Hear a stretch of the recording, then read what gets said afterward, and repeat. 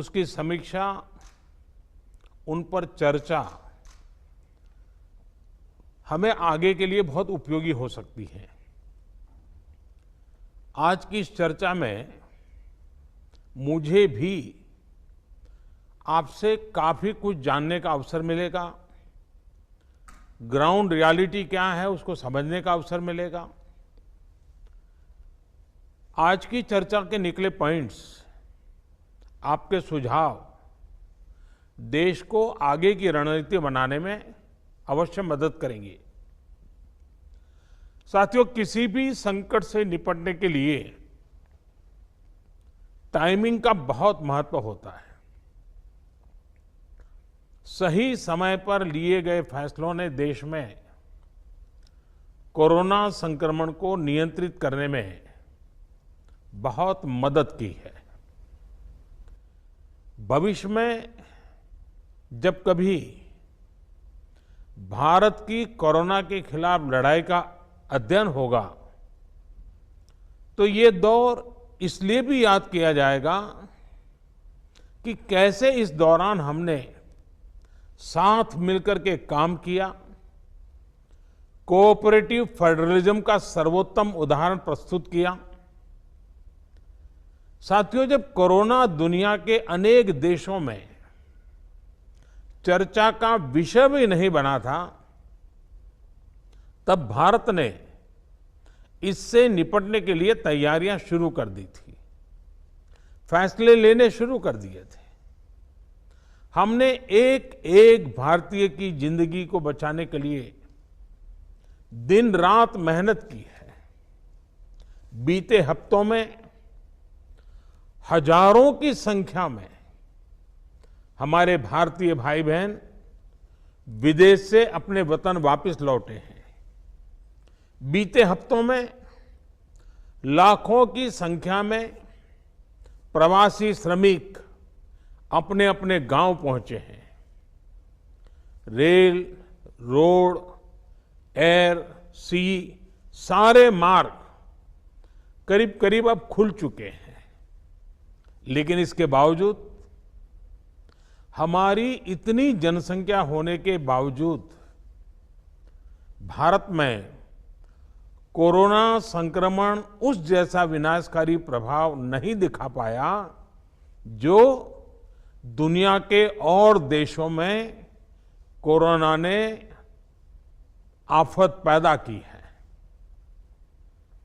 दुनिया के बड़े बड़े एक्सपर्ट्स, हेल्थ के जानकार, लॉकडाउन और भारत के लोगों द्वारा दिखाए गए अनुशासन की आज भारी चर्चा हो रही है। आज भारत में रिकवरी रेट 50% से ऊपर चला गया है। आज भारत दुनिया के उन देशों में अग्रणी है जहां कोरोना संक्रमित मरीजों का जीवन बच रहा है। कोरोना से किसी की भी मृत्यु दुखद है। हमारे लिए किसी एक भारतीय की भी मृत्यु असहज करने देने वाली है। लेकिन ये भी सच है कि आज भारत दुनिया के उन देशों में है जहां कोरोना की वजह से सबसे कम मृत्यु हो रही है। अब अनेक राज्यों के अनुभव आज आत्मविश्वास जगाते हैं कि भारत कोरोना के इस संकट में अपने नुकसान को सीमित करते हुए आगे बढ़ सकता है, अपनी अर्थव्यवस्था को तेजी से संभाल सकता है। साथियों, बीते 2 हफ्ते के अनलॉक 1 ने हमें एक बड़ा सबक ये भी दिया है कि अगर हम नियमों का पालन करते रहें, सारे दिशा निर्देशों को मानते रहे, तो कोरोना संकट से भारत को कम से कम नुकसान होगा। इसलिए मास्क या फेस कवर, उस पर बहुत ज्यादा जोर देना अनिवार्य है, आवश्यक है। बिना मास्क या फेस कवर के घर से बाहर निकलने की अभी कल्पना करना भी सही नहीं है। ये जितना खुद उस व्यक्ति के लिए खतरनाक है, उतना ही उसके आसपास के लोगों के लिए भी। इसलिए 2 गज की दूरी का हमारा मंत्र हो, दिन में कई बार 20-20 सेकंड के लिए साबुन से हाथ धोने की बात हो, सैनिटाइजर का इस्तेमाल हो, ये सभी बहुत गंभीरता से किए जाने चाहिए। खुद की सुरक्षा के लिए, परिवार की सुरक्षा के लिए, विशेषकर घर के बच्चों और बुजुर्गों की सुरक्षा के लिए ये बहुत जरूरी है। अब तक लगभग सारे ऑफिसेस खुल चुके हैं। प्राइवेट सेक्टर में भी लोग ऑफिस जाने लगे हैं। बाजारों में, सड़कों पर भीड़ बढ़ने लगी है। तो ये सारे उपाय ही कोरोना को तेजी से फैलने से रोकने में मददगार होंगे। थोड़ी सी भी लापरवाही, थोड़ी सी भी ढिलाई, अनुशासन में कमी कोरोना के खिलाफ हम सभी की लड़ाई को कमजोर करेगा। और इतने दिनों की जो तपस्या है, उस पर पानी फिर जाएगा। हमें इस बात का हमेशा ध्यान रखना है कि हम कोरोना को जितना रोक पाएंगे, उसका बढ़ना जितना रोक पाएंगे, उतना ही हमारी अर्थव्यवस्था खुलेगी, हमारे दफ्तर खुलेंगे, मार्केट खुलेंगे, ट्रांसपोर्ट के साधन खुलेंगे और उतने ही रोजगार के नए अवसर भी बनेंगे।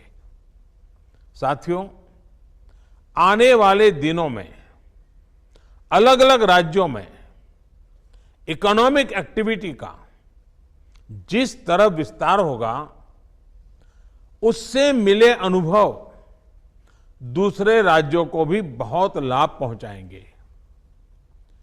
बीते कुछ हफ्तों के प्रयासों से हमारी अर्थव्यवस्था में ग्रीन शूट्स दिखने लगे हैं। पावर कंजम्पशन जो पहले घटता जा रहा था, वो अब बढ़ना शुरू हुआ है। इस साल मई में फर्टिलाइजर की सेल बीते साल मई की अपेक्षा 2 गुनी हुई है। इस बार खरीफ की बुआई बीते साल की अपेक्षा करीब 12-13% ज्यादा हुई है। 2 व्हीलर्स का प्रोडक्शन लॉकडाउन से पहले के स्तर का करीब करीब 70% तक पहुंच चुका है। रिटेल में डिजिटल पेमेंट भी लॉकडाउन से पहले की स्थिति में पहुंच चुका है। इतना ही नहीं, मई में टोल कलेक्शन में बढ़ोतरी होना इकोनॉमिक एक्टिविटी में वृद्धि को दिखाता है। लगातार 3 महीने तक एक्सपोर्ट में कमी के बाद जून में एक्सपोर्ट फिर से बाउंस बैक करके पिछले साल के प्री कोविड पीरियड में पहुंच गया है। ये तमाम संकेत है जो हमें प्रोत्साहित कर रहे हैं, आगे बढ़ने के लिए प्रेरित कर रहे हैं। साथियों, आप में से अधिकतर राज्यों में एग्रीकल्चर, हॉर्टिकल्चर, फिशरीज और एमएसएमईज का हिस्सा बहुत बड़ा है। आत्मनिर्भर भारत अभियान के तहत बीते कुछ दिनों से इन तमाम सेक्टर्स के लिए अनेक प्रावधान किए गए हैं। एमएसएमईज को सपोर्ट करने के लिए अनेक फैसले हाल में लिए गए हैं। समयबद्ध तरीके से एमएसएमईज को बैंक से क्रेडिट दिलाने का प्रयास हो रहा है। 100 करोड़ रुपए तक के टर्नओवर वाले उद्योगों को 20% अतिरिक्त क्रेडिट के ऑटोमेटिक इंक्रीज का लाभ दिया गया है। अगर हम बैंकर्स कमिटीज के माध्यम से ये सुनिश्चित करेंगे कि उद्योगों को तेजी से क्रेडिट मिले, तो वो जल्द से जल्द काम शुरू कर पाएंगे, लोगों को रोजगार दे पाएंगे। साथियों, हमारे यहां जो स्मॉलर फैक्ट्रीज हैं, उन्हें गाइडेंस की, हैंड होल्डिंग की बड़ी जरूरत है। मुझे पता है आपके नेतृत्व में इस दिशा में काफी काम हो रहा है। ट्रेड और इंडस्ट्री अपनी पुरानी रफ्तार पकड़ सके, इसके लिए वैल्यू चेंज पर भी हमें मिलकर काम करना होगा। राज्यों में जहां कहीं भी स्पेसिफिक इकोनॉमिक एक्टिविटी पॉइंट्स हैं, वहां 24 घंटे काम हो, सामानों की लोडिंग अनलोडिंग तेजी से हो, एक शहर से दूसरे शहर तक सामान जाने में स्थानीय स्तर पर किसी तरह की दिक्कत ना हो, तो इकोनॉमिक एक्टिविटी और तेजी से बढ़ेगी। साथियों, किसान के उत्पाद की मार्केटिंग के क्षेत्र में हाल में जो रिफॉर्म्स किए गए हैं, उससे भी किसानों को बहुत लाभ होगा। इससे किसानों को अपनी उपज बेचने के लिए नए विकल्प उपलब्ध होंगे, उनकी आय बढ़ेगी और खराब मौसम के कारण, स्टोरेज के अभाव के कारण उनको जो नुकसान होता था, उसे भी हम कम कर पाएंगे। जब किसान की आय बढ़ेगी तो निश्चित रूप से डिमांड भी बढ़ेगी और राज्य की अर्थव्यवस्था की गति भी बढ़ेगी। विशेष तौर पर नॉर्थ ईस्ट और हमारे आदिवासी इलाकों में फार्मिंग और हॉर्टिकल्चर, इसके लिए अनेक अवसर बनने वाले हैं।